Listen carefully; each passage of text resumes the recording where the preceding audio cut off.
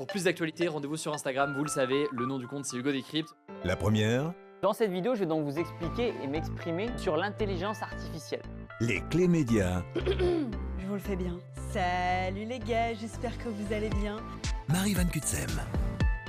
Bonjour et bienvenue dans les Clés Médias. Cette semaine, une rencontre avec un grand nom de l'info nouvelle génération, Hugo Décrypte. Le créateur de contenu français est hyper populaire auprès des plus jeunes avec un contenu accessible, certains formats très courts, une présence importante aussi sur les réseaux sociaux. Il cumule 20 millions d'abonnés, tous réseaux confondus, et des audiences sur ses vidéos qui dépassent souvent le million de vues. Alors qu'est-ce qui explique son succès ? Se voit-il comme un journaliste ou un influenceur ? A-t-il des balises éthiques et déontologiques dans son travail, et aussi d'où viennent ses revenus? Tout cela, on a pu l'aborder avec lui car il est en ce moment en tournée promo pour une bande dessinée qu'il sort sur l'histoire de la Russie, toujours dans une volonté de vulgarisation. On va en parler, mais on va commencer par se plonger dans ce qu'il produit. C'est parti pour un petit voyage au pays d'Hugo Décrypte. La première, les clés. Mr. President, you called Zelensky a dictator. Would you use the same words regarding Putin? C'est probablement l'une des vidéos qui compte le plus de vues sur les chaînes d'Hugo Décrypte. Accrédité pour entrer à la Maison-Blanche, le créateur de contenu se trouve dans le bureau ovale le jour où Donald Trump reçoit Emmanuel Macron. Il pose une question au président américain au sujet de Vladimir Poutine. The other side has a lot of support also. So let's see how it all works.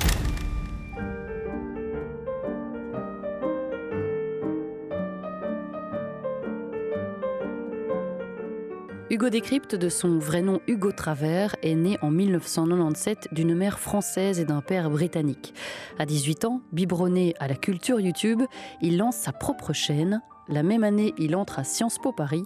Son idée, faire de l'info autrement.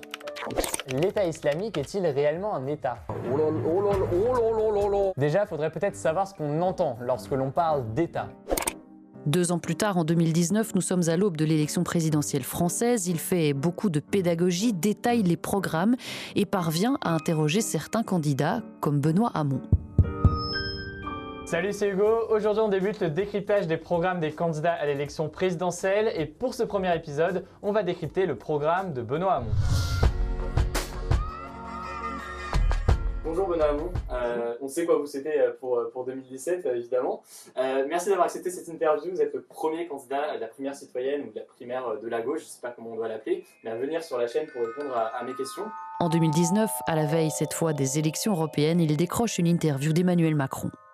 Et donc moi, je ne suis pas là pour expliquer un programme ou autre, mais je suis venu moi, pour répondre à toutes les questions que vous vous posez, mais pour essayer de vous convaincre d'une chose, c'est que pour vous, pour l'Europe, pour notre pays, c'est essentiel d'aller voter dimanche 26.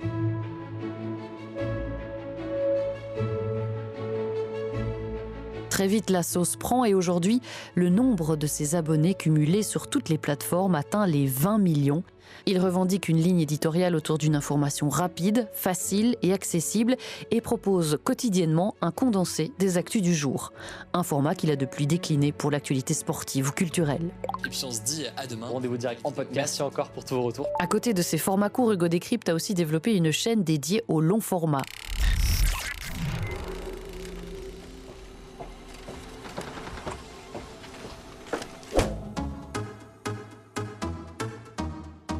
Je me suis dit, bah tiens, alors on danse sur frein, je me suis dit automatiquement, j'ai envie de parler du fond, pas de pop champagne, truc, enfin voilà, ça m'intéressait pas. Surtout qu'il y en a d'autres qui l'ont déjà fait mieux, bien mieux que moi.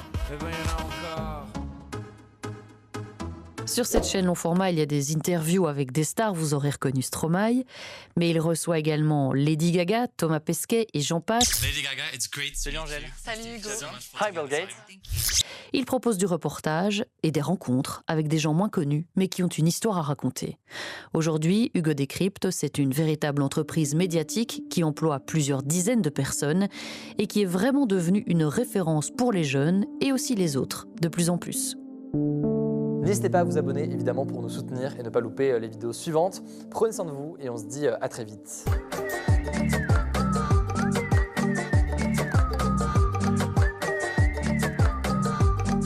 Bonjour Hugo. Bonjour. Vous êtes en ce moment en pleine promo pour une bande dessinée, on va y venir bien sûr. Ça vous fait quoi d'être de l'autre côté du micro, d'être celui qui est interviewé? C'est un autre exercice, j'aime beaucoup.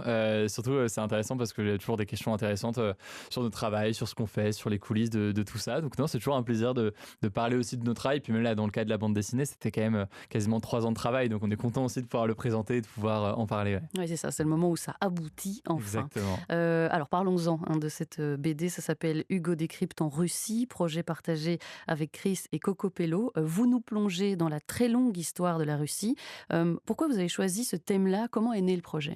Alors, Jack, pourquoi est-ce qu'on a choisi ce thème-là? Parce qu'évidemment, c'est un thème qui est au cœur de l'actualité depuis 2022 notamment, et puis l'invasion à grande échelle de l'Ukraine par la Russie. On a voulu essayer de mieux comprendre en fait ce qui était de l'ordre du mythe, ce qui était de l'ordre de la réalité dans l'histoire de la Russie, dans les discours aussi portés par Vladimir Poutine pour tenter de justifier l'invasion en Ukraine, tenter de justifier un certain nombre de crimes aussi qui sont commis. Donc on a voulu faire un point sur la situation. Et ça nous paraissait essentiel d'avoir une approche historique là-dessus. En parallèle, pourquoi une bande dessinée? Parce que je pense que ça permet de raconter les choses différemment. C'est-à-dire que sur le fond, on a toujours quelque chose qui est factuel, qui est juste, qui a d'ailleurs été vérifié par des historiens, mais avec la force d'une bande dessinée. Et la force d'une bande dessinée, qu'est-ce que c'est? Eh bien, c'est la force d'un récit, la force d'une aventure. Ça reste quelque chose qu'on voulait être plaisant à lire, et vraiment comme une aventure et une histoire de cette façon-là. On me suit vraiment, il y a un personnage qui me représente, qu'on suit à travers les époques, et à rencontrer d'ailleurs différentes figures historiques, et donc on l'a vraiment pensé comme un récit, et ça c'est aussi la force de la bande dessinée. Oui, c'est ça, avec des petites touches d'humour aussi, Bien tout ça, sûr. il y a vraiment cette dimension plaisir, c'est vrai. Vous faites régulièrement des clins d'œil à l'époque actuelle, et surtout à la façon dont Vladimir Poutine est profondément habité par cette histoire russe, parce que vous revenez mais dans les années 500, 600, donc on remonte très très loin. Tout ça, ça vient en quelque sorte éclairer l'attitude de Vladimir Poutine, ses références et ses obsessions aussi? Ouais, complètement. Il y a plusieurs dimensions à ça. C'est-à-dire que Vladimir Poutine, déjà, dans son exercice du pouvoir, peut se rapprocher d'un certain nombre de figures historiques de la Russie. Une figure qui est un peu marquante, c'est Ivan le Terrible. Et Ivan le Terrible, au-delà de la suppression de ses opposants, il était connu pour avoir une forme de milice privée qui était propre à lui, qui était capable d'exécuter ses opposants. Aujourd'hui, dans l'actualité, avec Vladimir Poutine, on entend beaucoup parler notamment du groupe Wagner, le groupe Wagner qui a d'ailleurs tenté de se rebeller lui-même contre Vladimir Poutine, mais c'est un parallèle qui est intéressant.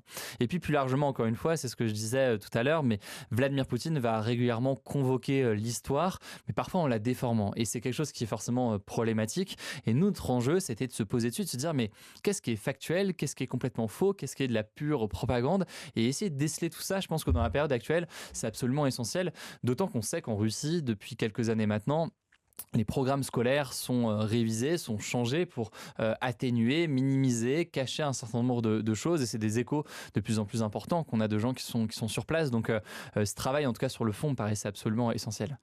Un mot du support, vous l'avez déjà évoqué, la bande dessinée. On ne vous y attendait pas forcément, vous qui travaillez en ligne pour un média multiplateforme. On vous retrouve sur YouTube, sur les applis, en podcast aussi.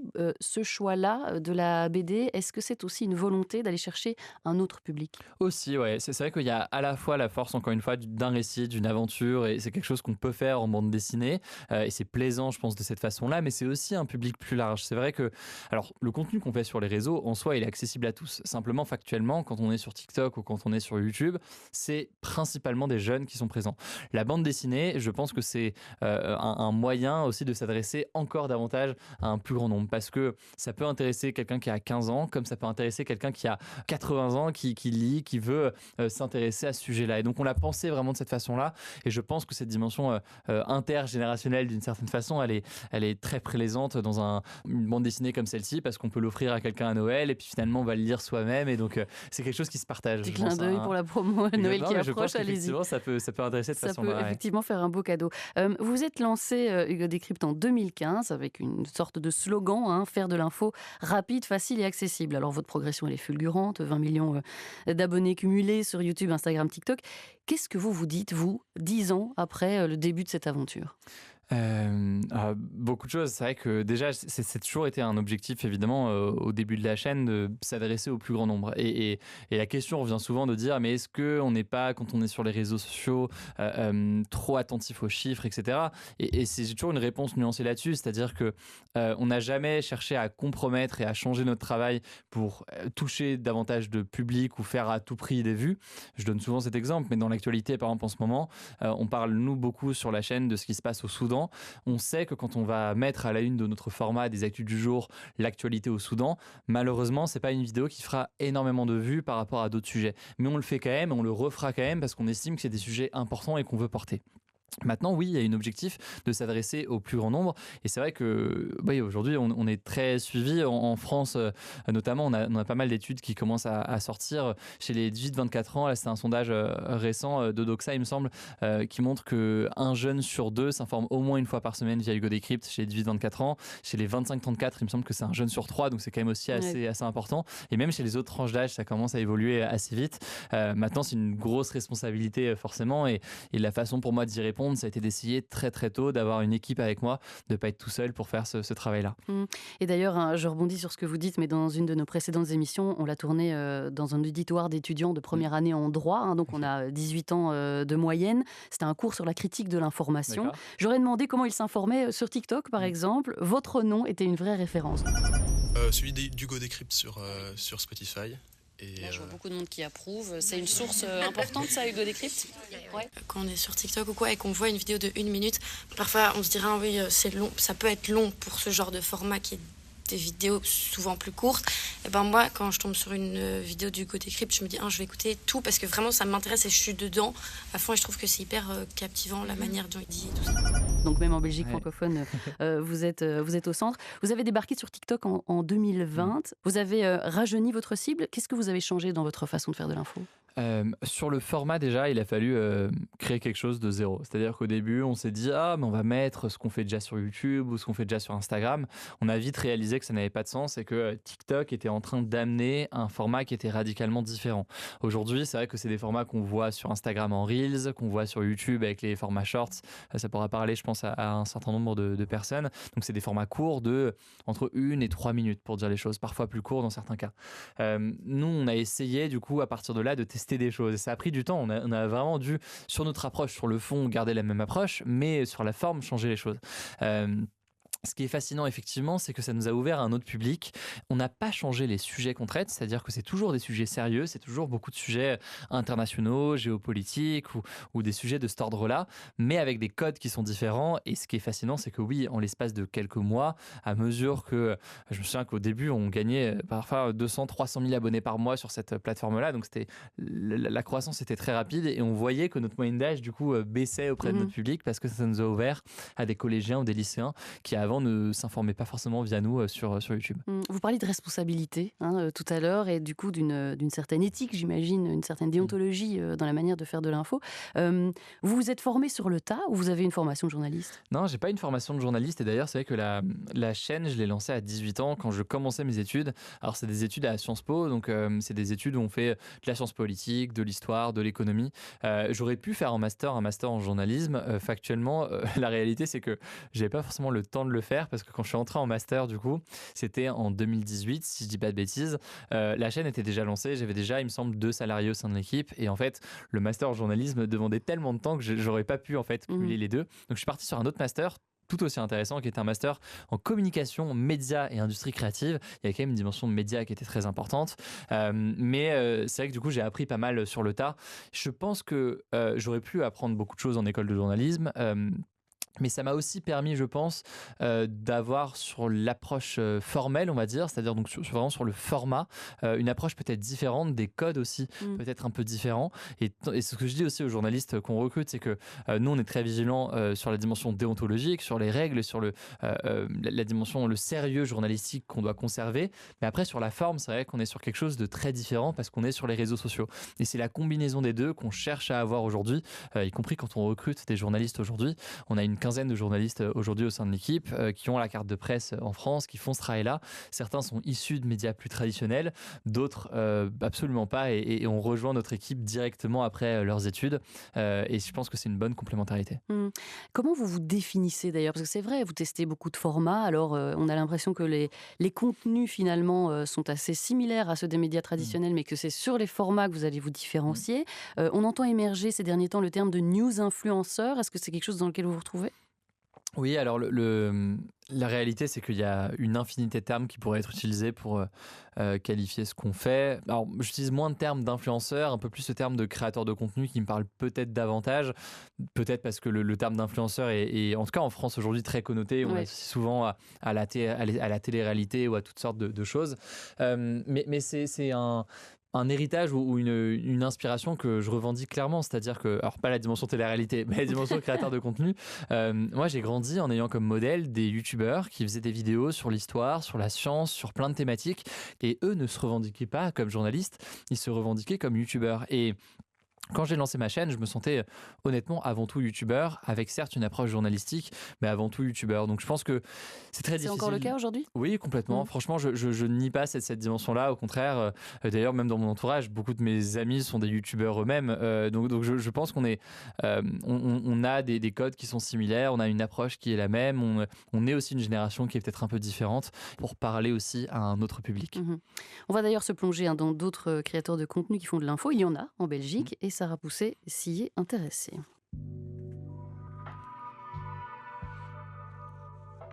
Dans le paysage médiatique francophone, on retrouve par exemple Elio Akar, un étudiant en sciences politiques qui a produit tout un tas de vidéos et notamment des interviews avec les présidents de partis avant les dernières élections.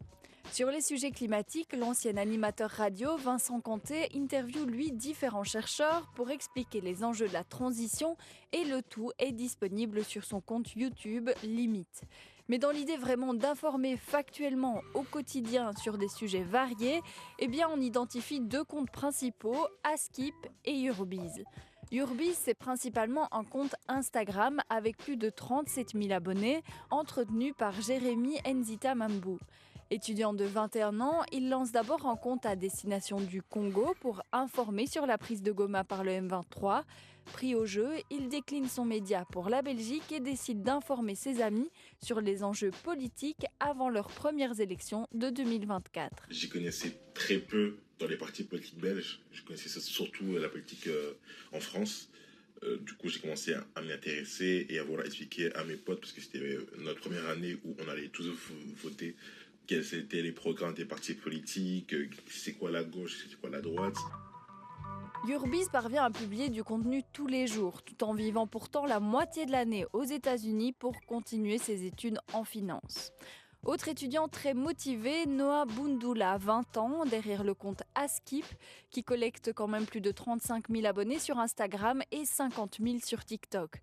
Souvent en face cam, Noah réalise de très courtes vidéos sur l'actualité du jour. Si demain tu ne vas pas à l'école suite à la grève des professeurs, cette vidéo est pour toi.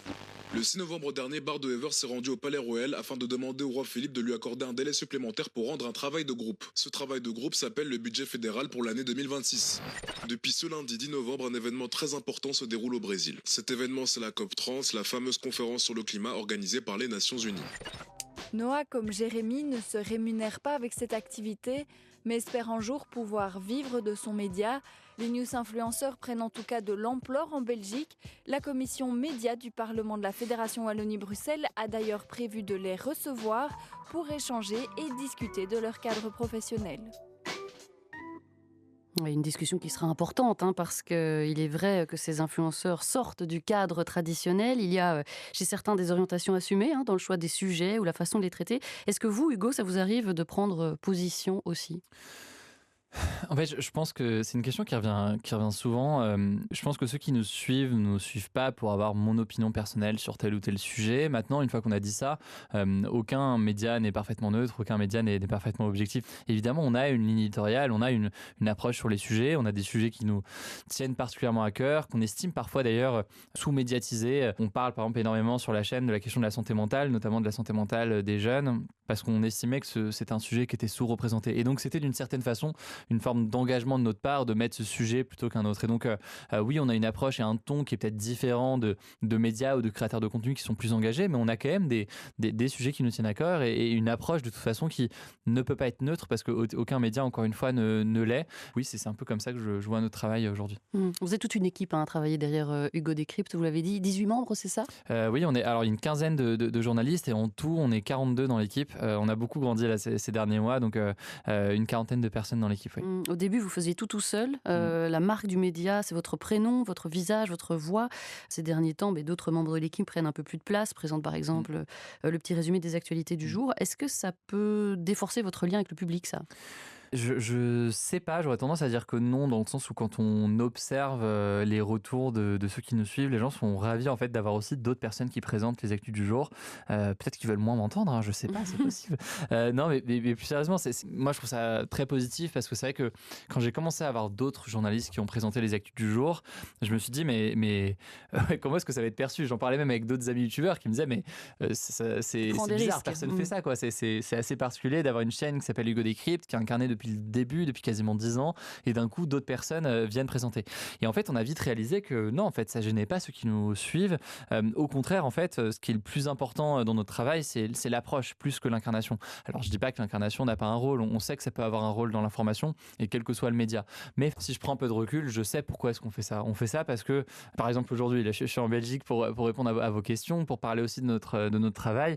Je peux pas en parallèle être présent pour tourner les actus du jour. Donc aujourd'hui, ce sera pas moi. Ce sera moi. C'était moi hier et ce sera moi demain, mais aujourd'hui, ce sera pas moi. Et en même temps, c'est normal. Il faut qu'on puisse développer tout ça et faire ce travail. Ça nous permet simplement de le porter plus loin. Alors parlons aussi de votre business model, parce que vous avez donc toute une équipe à rétribuer, une quarantaine de personnes. Vos vidéos, elles font des millions de vues. D'où viennent vos revenus? C'est assez simple, je vais essayer de l'expliquer le plus clairement possible. On a d'abord la monétisation des vidéos, donc ça c'est ce que les publicités que vous allez voir principalement avant les vidéos sur YouTube, donc ça c'est géré de façon automatique par YouTube, et on a quelque chose de similaire aussi en podcast notamment, donc ça c'est des revenus récurrents qui viennent du fait qu'aujourd'hui on a une audience assez importante. Ça c'est complété par des partenariats qui peuvent être faits avec des entreprises ou des institutions pour des contenus qui sont diffusés sur nos réseaux sociaux en collaboration commerciale donc avec ces entreprises. Quand c'est le cas, c'est indiqué très clairement évidemment sur le contenu que c'est réalisé en partenariat avec une entreprise. Le tout est préparé et rédigé, etc. non pas par les journalistes de l'équipe, mais bien par une équipe commerciale chargée de ces sujets-là spécifiques. Et donc ça c'est une autre partie assez importante de nos revenus aujourd'hui. Pour répondre d'ailleurs à une question qui revient souvent, c'est essentiel aujourd'hui dans notre modèle économique, cette dimension-là. C'est-à-dire qu'on ne serait pas capable de payer 40 personnes uniquement avec la monétisation des vidéos. Et puis le dernier aspect, ça va être d'autres choses qu'on essaie de développer en ce moment. Il y a tout un tas de projets de l'ordre de la production vidéo, d'avoir un modèle économique qui est plus large aussi. Donc, et production de vidéo, vous entendez quoi par là? C'est typiquement lors de sur la dernière année, on a travaillé avec France Télévisions, avec France 2 sur en fait un format d'interview, l'interview face cachée, qui était diffusé sur France 2 à la télévision et diffusé aussi sur notre chaîne. Et donc c'était une façon pour nous de financer notre travail différemment, d'avoir cette codiffusion, de porter d'ailleurs au passage notre travail à un autre public, un peu plus âgé peut-être à la télévision aussi, et donc de pouvoir travailler avec eux. Donc quand je parle de production, c'est davantage ça, c'est de s'associer parfois avec des médias ou des acteurs un peu plus traditionnels, mais avec qui on sent qu'il y a une synergie possible, y compris d'ordre éditorial et donc une capacité à travailler avec eux. Et quand vous parlez de partenariat avec des entreprises, c'est quel type d'entreprise? J'imagine qu'on fait quand même attention dans ses choix. On fait très très attention. Je pense que certes, c'est un élément important dans notre modèle économique et en même temps, on fait attention avec qui on travaille. Et donc, il y a tout un tas d'acteurs et de secteurs dans lesquels on ne met pas les pieds. Et même d'ailleurs, quand on dit oui à une entreprise ou à une marque pour bosser avec elle sur un contenu, c'est pas parce qu'on bosse avec une marque et que c'est un contenu qui est commercial qu'on autorise des contenus qui sont mensongers, du greenwashing ou donc des contenus qui seraient trompeurs d'une façon ou d'une autre.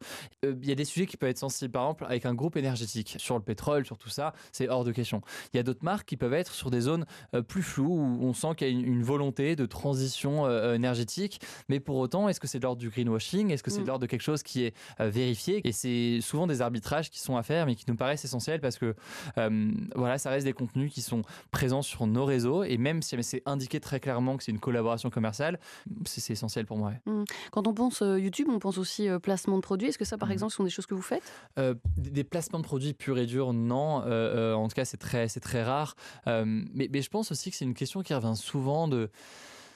Moi, je vois en France, la discussion et le débat est assez intéressant parce que parfois, je le vois qu'on a certains acteurs plus traditionnels des médias qui disent mais là, c'est collaboration commerciale, c'est pas sans risque, ou il peut y avoir un certain nombre de problèmes.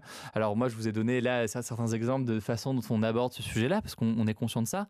Et en même temps, si on prend un peu de recul, je veux dire, on est dans une situation qui est très particulière. Un média comme le nôtre, on a déjà, c'est un média qui m'appartient. J'ai pas levé de fonds, j'appartiens pas à un milliardaire, comme ça peut être le cas en France. Donc on n'a pas un appui comme ça d'une personne au-dessus d'un milliardaire qui peut mettre des millions d'euros tous les ans pour financer tout ça. Donc déjà, on n'a pas ça. On n'a pas non plus de subventions publiques, contrairement à un certain nombre de médias qui, pour certains, dépendent. Il faut dire les choses de subventions publiques. Des médias privés mais qui sont subventionnés et peut-être à juste titre parce que c'est un enjeu de financement, ils font un travail démocratique qui est essentiel, mais nous on ne bénéficie pas de ça aujourd'hui. Donc à partir de là, qu'est-ce qu'on fait ? Soit on fait en sorte d'avoir un modèle qui est payant, un modèle où les gens payent pour accéder au contenu, bon soit ça peut être intéressant, mais du coup on se ferme à tout un tas de publics, notamment des jeunes qui n'auraient pas forcément les moyens de payer pour s'informer, soit on fait en sorte que notre contenu soit gratuit, mais du coup il faut trouver un autre modèle, et ce modèle aujourd'hui c'est celui-là. Donc est-ce qu'il est parfait ? Non, c'est peut-être le moins pire des modèles en tout cas pour faire notre travail, du fait de la situation dans laquelle on est. Vous faites un peu de tout, des analyses, des condensés factuels, des interviews. On vous a vu entre autres avec Lady Gaga ou Orelsan. Quel est le type d'exercice que vous préférez ? Le format de reportage, alors j'aime beaucoup le format d'interview. Alors certes, ça peut être sur des personnalités connues, qu'elles soient d'ailleurs politiques ou culturelles, mais j'aime aussi énormément le fait d'interviewer des personnalités moins connues, mais qui ont une histoire importante à raconter. Et on essaie de faire ce travail-là de plus en plus. On a fait, il y a quelques jours notamment, une sorte de regard croisé de victimes des attentats du 13 novembre 2015 à Paris et à Saint-Denis. C'était une interview qui était importante pour nous parce qu'on a souhaité leur donner la parole sur un format de quasiment 1 heure.